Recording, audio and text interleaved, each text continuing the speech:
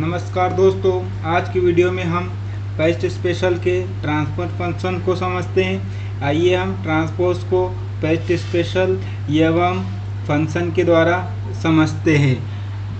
तो सबसे पहले हम डेटा को सिलेक्ट करेंगे, कंट्रोल शिफ्ट और डाउन एरो के साथ हम सेलेक्ट करेंगे और इसको कंट्रोल सी से कॉपी करेंगे और जहाँ भी हमें ट्रांसपोज करना है हम वहाँ पे कर्सर रख के, इसकी एक शॉर्टकट है हमारे पास Alt H V T।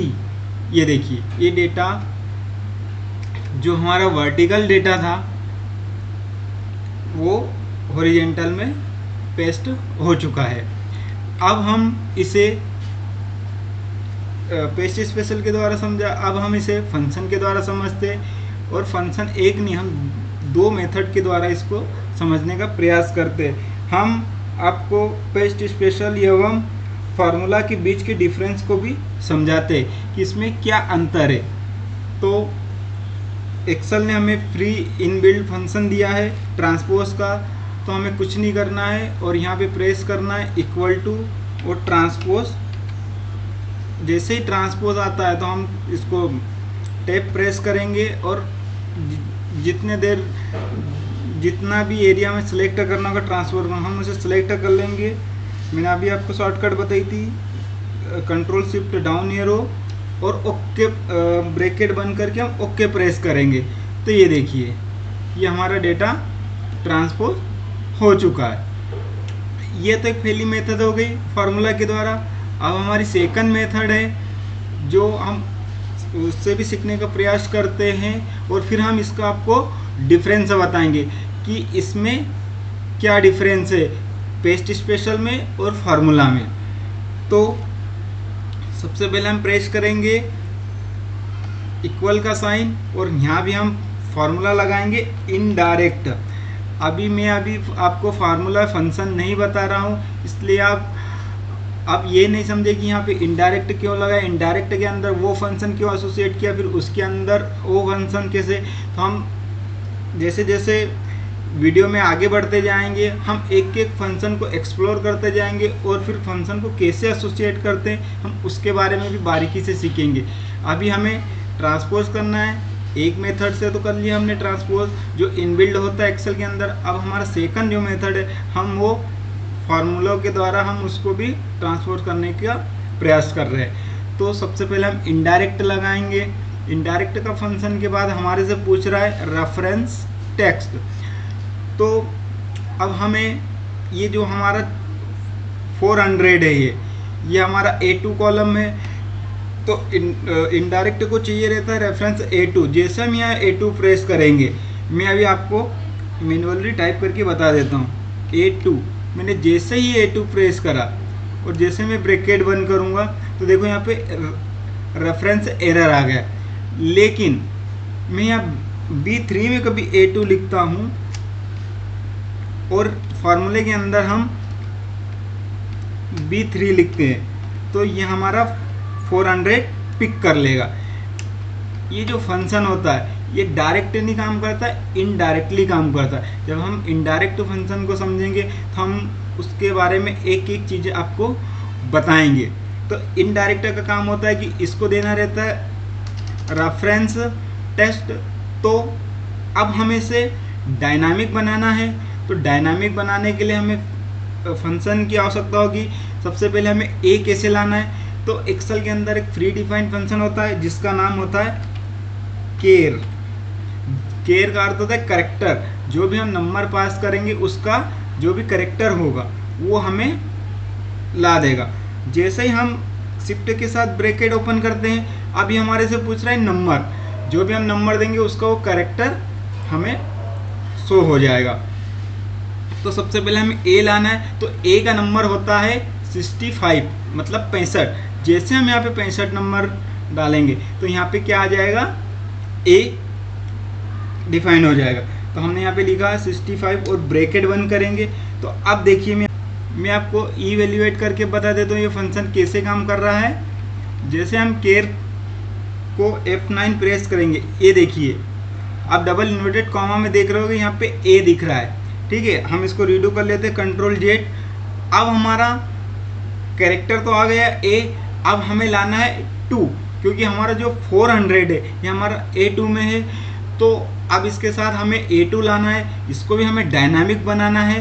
तो डायनामिक बनाने के लिए हम यहाँ पे शिफ्ट के साथ एंड का साइन प्रेस करेंगे, तो ये फॉर्मूला क्या हमारा ज्वाइंट हो जाएगा। अब हमें A2 लाना है, तो इसके लिए एक फंक्शन है कॉलम। जैसे हम COL U, ये देखिए ये कॉलम्स आ गए, ब्रेक टेप प्रेस करेंगे तो ये आप हमारे से पूछ रहा है रेफरेंस, तो हमें 2 लाना है, तो हम यहाँ पे प्रेस करेंगे B2 या B1 जो भी प्रेस कर सकते हैं, और इसका ब्रैकेट बंद करेंगे। अब जैसे ही हम इसको इवेल्युएट करेंगे तो ये देखिए यहाँ पे आपको यहाँ पे 2 आ जाएगा। ठीक है, इसको हम रीडू कर देते हैं और हम इसको इकट्ठा इसको इवेल्युएट करते हैं। तो आप देखिएगा यहाँ पे A2 आ जाएगा। F9 प्रेस करते हैं, ये देखिए इन्वर्टेड कॉमा में A2। तो अब A2 अभी हमने आपको बताया था अभी इसके पहले कि जैसे हमने B3 में A2 लिखा था तो हमारे पास क्या आ गया था 400। ठीक है, तो इसको हम रीडू कर लेते हैं। जैसे हम इंटर प्रेस करते हैं ये देखिए 400 आ गए, और इस फार्मूले को हम पकड़कर जहाँ तक भी हमको डेटा ट्रांसपोज करना है वहाँ पे हम इस फार्मूले को क्या कर देंगे, कॉपी कर देंगे कंट्रोल R के द्वारा। ये देखिए ये हमारा डेटा हो गया ट्रांसपोज। ये देखिए अभी हमने इसको के बारे में बात की थी, हम इसके डिफरेंस को समझ लेते। तो सबसे पहले तो हमने पेस्ट स्पेशल के द्वारा इसको समझने का प्रयास किया, इसका आउटपुट लेके आए। फिर हमने एक ट्रांसपोज इनबिल्ट फंक्शन आता है एक्सेल के अंदर, इसके द्वारा हमने समझने का प्रयास किया। और एक हमने फंक्शन लगाया जो कि इनडायरेक्ट केयर और कॉलम के थ्रू हम आउटपुट लाए। लेकिन ये दोनों फंक्शन डायनामिक है। जैसे हम यहाँ पे किसी कॉलम में किसी रो में हम चेंज करेंगे तो जो हमने फंक्शन लगाया था ट्रांसपोज और इनडायरेक्ट चेंज होगा, लेकिन जहाँ पे हमने पेस्ट स्पेशल के द्वारा ट्रांसपोज किया था वहाँ पे चेंज नहीं होगा। क्यों? क्योंकि ये वैल्यू हमने पेस्ट करा, ये डायनामिक नहीं है, हमने एक बार करा था। हम इसको करने के लिए हमको बार बार करना पड़ेगा, तो इसलिए मैंने आपको दोनों मेथड बताइए। एक पेस्ट स्पेशल के द्वारा भी हम ट्रांसपोज कर सकते हैं, और सेकंड मेथड है फंक्शन, जो कि हम फंक्शन के द्वारा भी कर सकते हैं। एक तो ट्रांसपोज भी होता है जिसके द्वारा हमें कुछ मेहनत करने की ज़रूरत नहीं, एक बार ट्रांसपोज और एरे सेलेक्ट कर लेंगे और ब्रैकेट बंद करके इंटर प्रेस करेंगे तो हमारे पास ये आउटपुट आ जाएगा।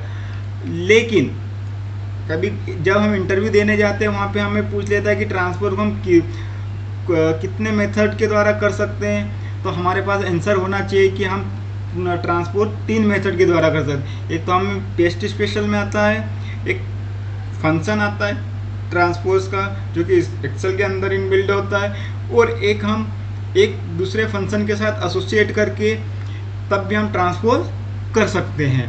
तो आज की वीडियो में हमने ट्रांसपोज समझा और हमने 1 2 नहीं 3 मेथड से लाने का प्रयास किया, और इसके हम डिफरेंस को समझ लेते। अब मैं 400 को 500 कर देता हूँ, तो आप देखेंगे कि 2 जगह चेंज हो रहा है लेकिन ऊपर चेंज नहीं हो रहा है। क्यों?